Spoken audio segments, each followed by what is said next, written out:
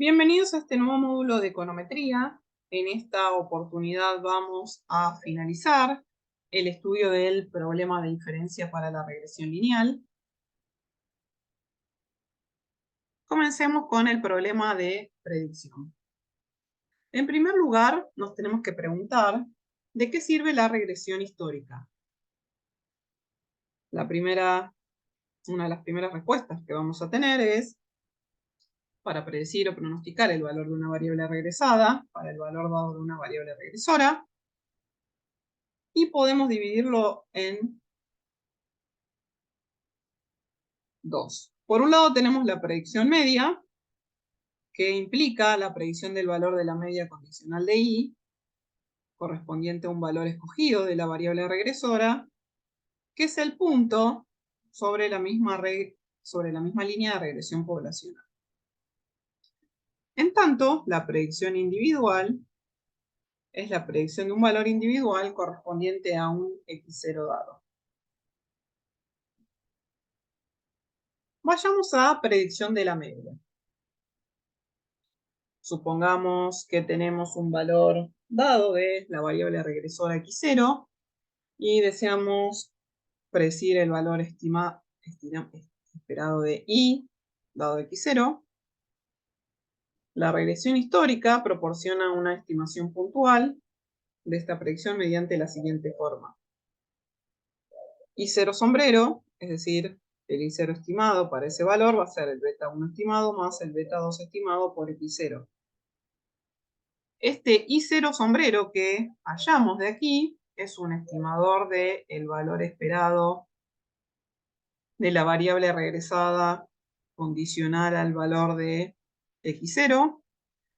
Y este predictor puntual es el mejor estimador lineal e insesgado. Recordemos las propiedades de los estimadores que llamamos MELI. Es probable que este valor, este y0 sombrero, difiera de su verdadero valor y la diferencia entre ambos nos dará una idea sobre el error de predicción o pronóstico. Por otra parte, este y0 estimado se encuentra distribuido normalmente con una media beta 1 más beta 2 x0 y una varianza que es la varianza poblacional por 1 sobre el tamaño de la muestra más x0 menos el promedio de x al cuadrado sobre la sumatoria de los xy al cuadrado centrados respecto a la media.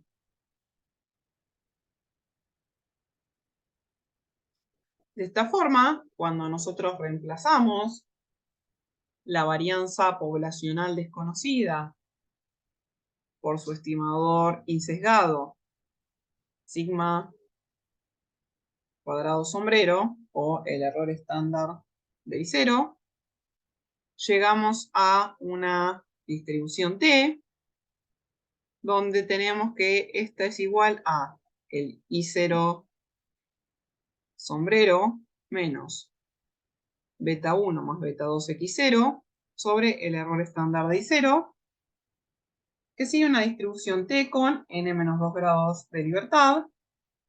Recordemos siempre que cuando utilizamos un estimador insesgado de la varianza perdemos 2 grados de libertad.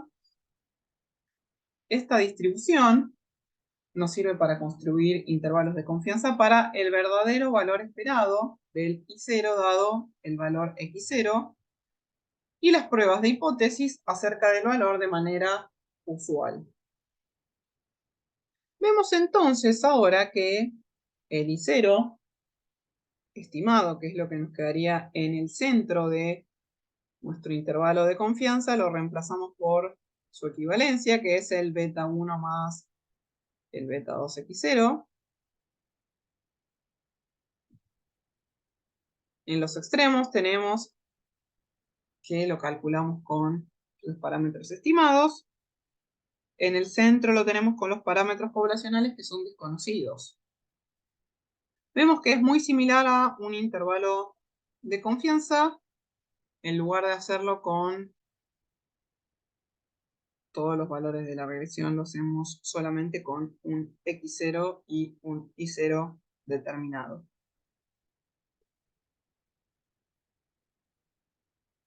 De esta manera, si obtenemos los intervalos de confianza, por ejemplo, con un 95% de confianza, vamos a tener el intervalo o banda para la función de regresión poblacional.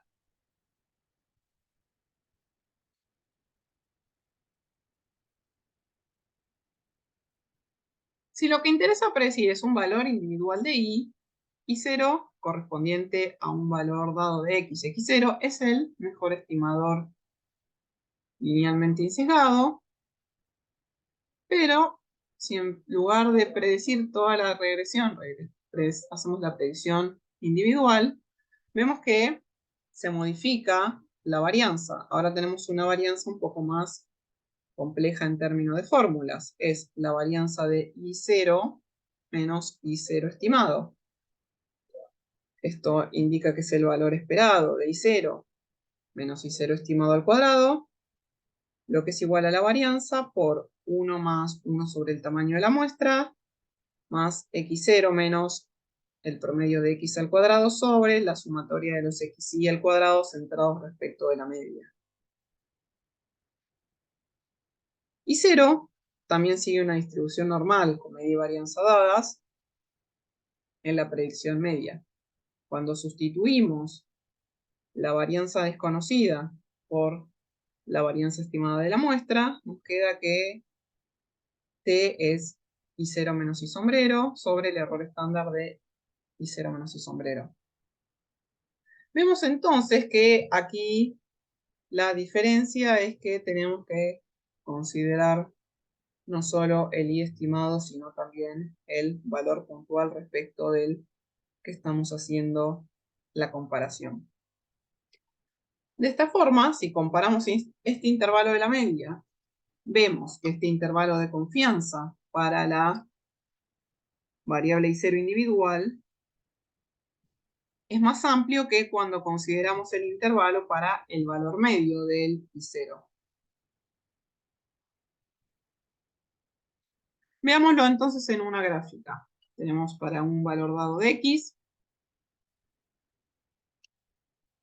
la amplitud más pequeña de las bandas se presenta cuando x es igual a x0 y se va incrementando, como vemos en las líneas, en la medida que el x0 se aleja de la media, el x raya. En este caso lo vemos con el número 12.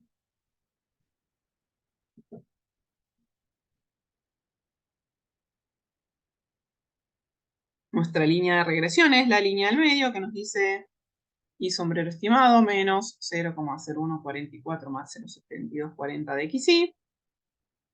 La primera línea hacia arriba y la primera línea hacia abajo nos dan el intervalo de confianza para la media de y. Y tal como habíamos mencionado, el intervalo de confianza para la i individual es mayor, por lo tanto, es el que se encuentra entre las líneas punteadas, que nos dan un rango más amplio.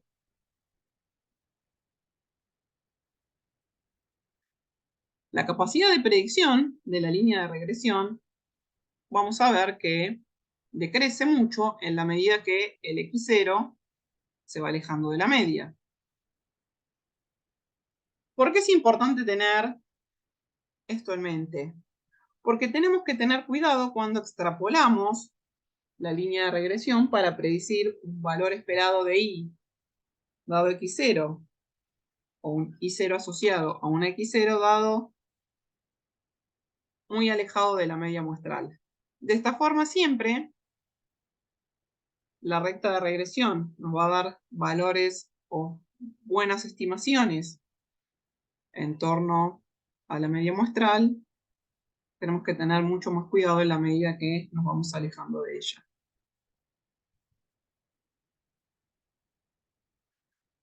Por último, vamos a ver las pruebas de normalidad para saber si el modelo satisface los supuestos del modelo clásico de regresión lineal. Se verifica el supuesto de la normalidad de los términos de perturbación. Y vamos a analizarlo con dos pruebas para los residuos, dado que la perturbación estocástica es correspondiente a la población y, por lo tanto, desconocida. En primer lugar, podemos presentar un histograma de residuo, tal como vemos en esta gráfica. Se observa que los residuos no tienen una distribución perfecta. Por lo tanto, es aconsejable trazar este histograma de los residuos de cualquier regresión como un método aproximado y rápido para probar la existencia o no de normalidad de estos. Por otra parte, tenemos un test o una prueba de normalidad más compleja, que es la prueba de Jarque-Vera. Esta es una prueba asintótica o de muestras grandes. Para llevar a cabo esta muestra, lo primero que debemos hacer es calcular la asimetría y la kurtosis de los residuos de mínimos cuadrados ordinarios. Ese es lo que vamos a denominar el coeficiente de asimetría. Recordemos que la asimetría es el momento centrado al cubo y la kurtosis es el momento centrado elevado a la 4. Entonces nos queda que el test de Jarque-Vera o la prueba de Jarque-Vera se calcula como n por el coeficiente de simetría al cuadrado sobre 6 más la kurtosis menos 3 al cuadrado sobre 24. Para una variable que se encuentre normalmente distribuida, el coeficiente de asimetría S va a ser igual a 0 y el coeficiente de kurtosis K va a ser igual a 3.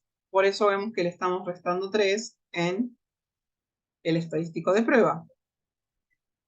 De esta forma, Jarque-Vera constituye una prueba de hipótesis conjunta sobre la asimetría y la kurtosis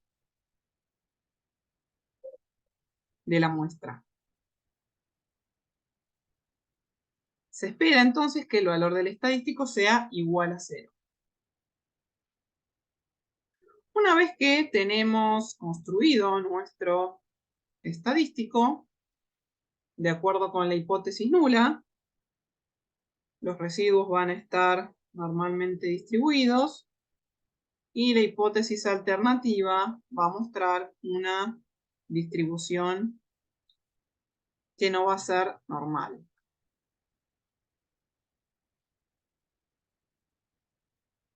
A fin de tomar una decisión sobre estas hipótesis, Jarque y Vera mostraron que asintóticamente, este estadístico que presentamos anteriormente, sigue una distribución de G cuadrado con 2 grados de libertad. Y en cuanto a la decisión que vamos a tomar, si el valor P calculado de este estadístico es lo bastante bajo en una aplicación, lo cual sucederá si el valor del estadístico difiere en gran medida de 0, rechazamos la hipótesis nula de que los residuos se encuentran distribuidos normalmente.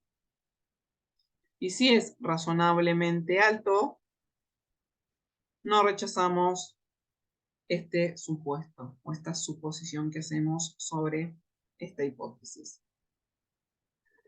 Hasta aquí entonces las principales cuestiones relacionadas con los problemas de inferencia para la regresión lineal simple. A partir del próximo módulo vamos a trabajar algunos temas similares a los que hemos analizado durante estos últimos módulos, pero en lugar de centrarnos en la significancia individual, vamos a trabajar con regresiones múltiples, por lo tanto vamos a tener que tener en cuenta la significancia global del modelo. Espero que el módulo haya sido de utilidad. Cualquier duda, consulta, comentario, lo dejan en el panel de abajo. Y hasta aquí entonces es todo por hoy. Muchas gracias por su atención. Espero verlos en la próxima. Hasta luego.